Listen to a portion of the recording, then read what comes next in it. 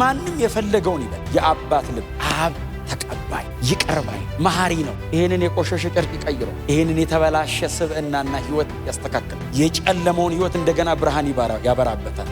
እንደገና ያዘምርሃል። እንደገና አመስጋኝ ያደርጋል። እንደገና ወደ እቅፉ ይመልሳል። እንደገና ትተህ ወደ ሄድከው ወደዛ ቤት ይመልሳል። እንደገና ህይወት ይቀጥላል። ለዘላለም ከአባታችን ጋር እንኖር እና በአንድ ሀገር አንድ ሰው ነበር ይላል አይደል? ሰውየው ባለጠጋ ነው። 2 ልጆች ነበሩት ይላል። ኦብቪየስሊ 2 ልጅ ካለው አንድ አይነት ልጅ አይኖርም ቤት ውስጥ ሁሌ። 2 ከሆኑ የተለያዩ ናቸው። የመጀመሪያ ልጅና ሁለተኛ ልጅ በጣም ዲፍረንት ናቸው። በጣም ዲፍረንት ናቸው። የተለያዩ ናቸው እና እዛም ቤት ያሉት 2 ልጆች ናቸው። በጣም የተለያዩ ናቸው። የኛ አይነት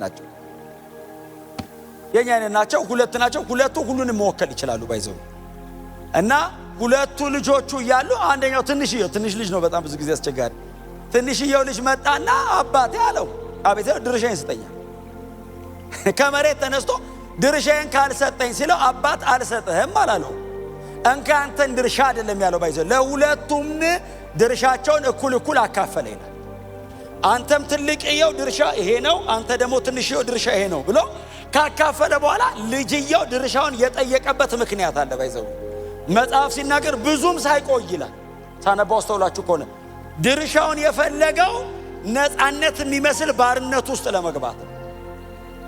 ነፃነት ከአባት ጋር መኖር እና ነፃነቱን ለመግዛት አስቦ ነው እሱ ቤት ውስጥ ያለውን ያንን ሴኩሪቲ ያንን በአባቱ ጥላ ስር ያለውን እያንዳንዱን ጥበቃ ልጅ ትንሽ ስለሆነ አንደርስታንድ አላረገውም። ያሰረው ነው የመሰለው፣ የገደበው ነው የመሰለው።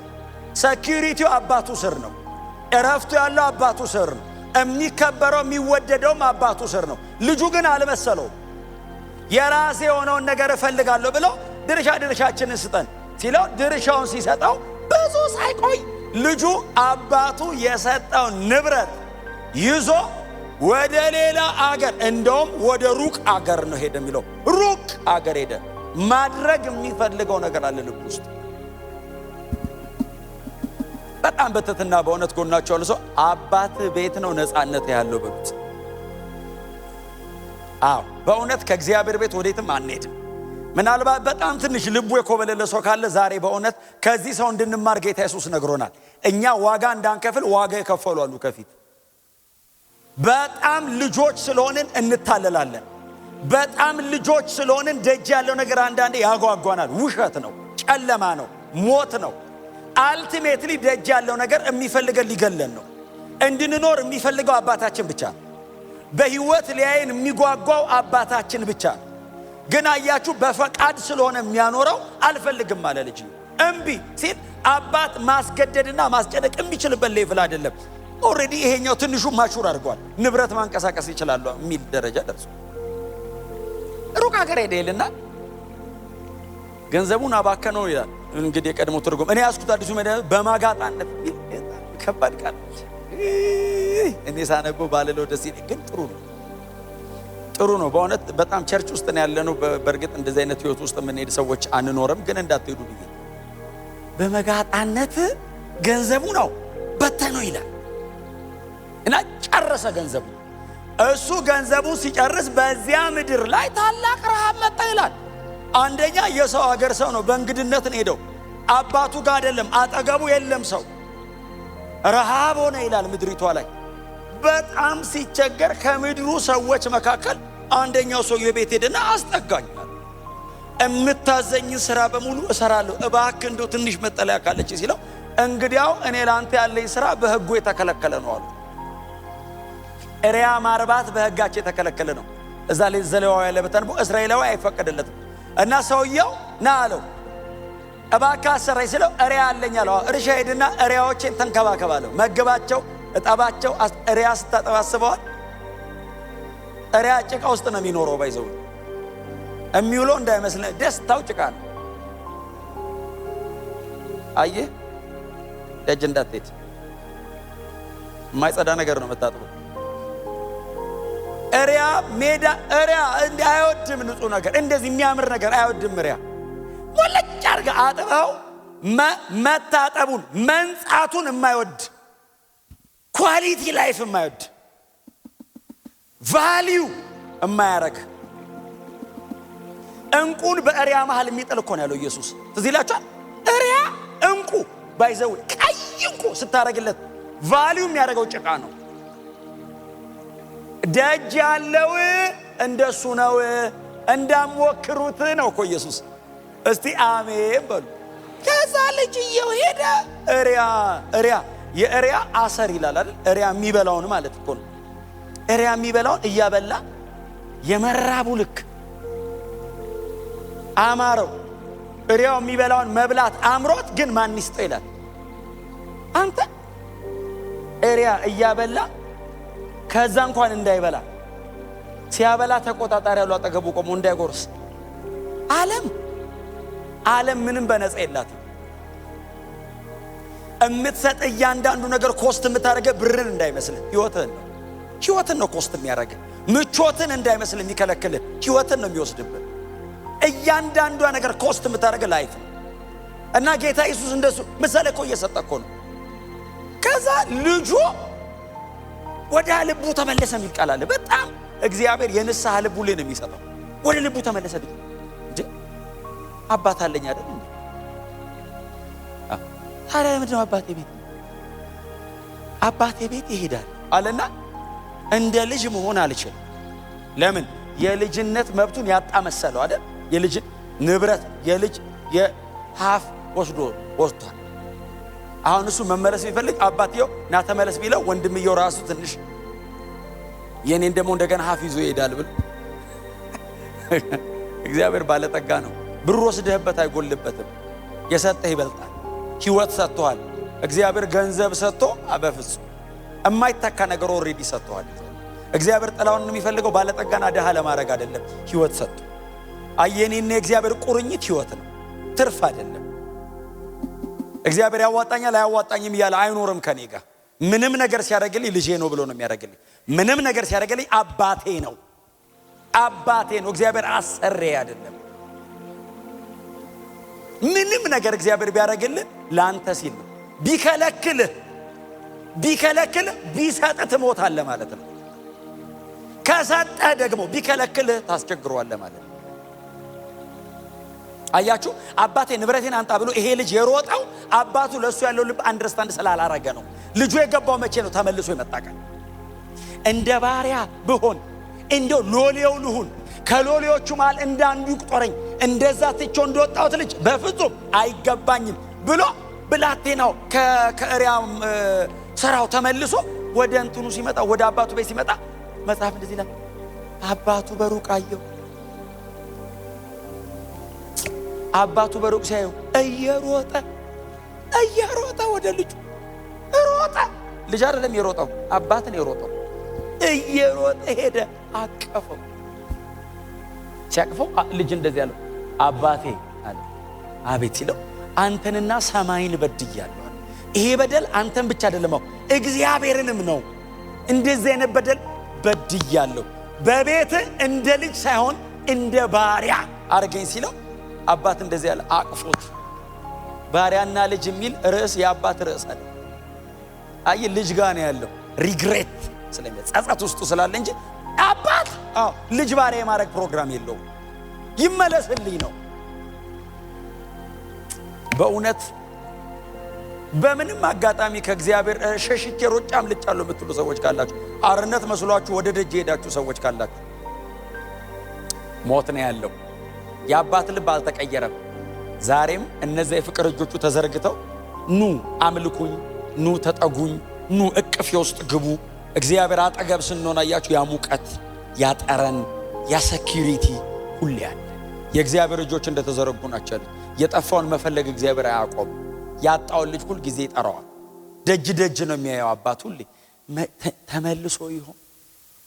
ልክ ልጁ ደጅ ነው ማለት ነው። አባትየው ያለው አይደል? ከሩቅ አዩ ይላል። ስለዚህ አባትየው ደጅ ነው ማለት ነው። ልቡም አይኑም ደጅ ነው ያለው። ሮጦ ሄዶ አቀፈውና እንደዚህ ያላቸው ጥሩ ልብስ አምጡ። ልጁ ልብሱ ተበላሽቷል።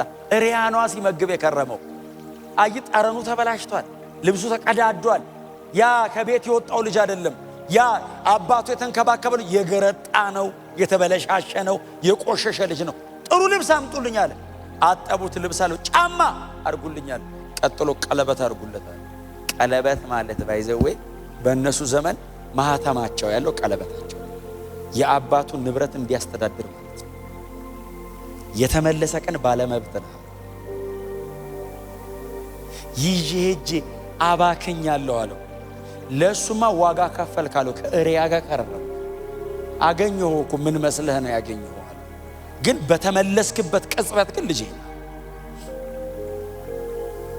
ኢየሱስ ጌታ በመጣ ሞመንት ግን አው የኔ ልጅ ቀለበቴ ልካ አውልቃ ነው ሰጣኝ ሄድከው። ሌላ ነበር የፈለከው። ና ይሄው እንካ ዛሬ ማዘጋጅሽን ያስቀመጥኩልህ አርገው ቀለበቴ። ከዛ እንደዚህ ይላል አይደል አባት ልጄ ሞቶ ነበር የለም ሄዶብኝ ሞቷል ብዬ ነበር አለ በህይወት ጠፍቶ ነበር ተገኘልኝ። እና መስግን ድግስ እንደግስ ፍሪዳ አረዱ ይላል። እንግዲህ የሰባውን ታላቂው ሲቀልብ የከረመውን በሬ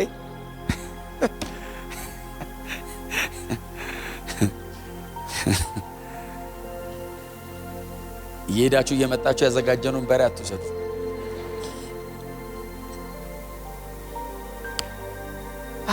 ተዋረዱ እየዘመሩ እያመሰገኑ እያለ ትልቅየው መጣ ይላል። በወንድም ልብ እኮ አይኖርም፣ በአባት ልብ ነው የሚኖረው። ማን ያኖራል?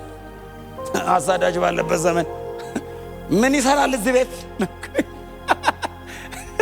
የቤቱ መሪ እንኳን አባት ሆነ። ጎናቸው ያለ ሰው በእግዚአብሔር ልብ ነው የምንኖረው በሉት። ወንድምየው መጣ ከደጅ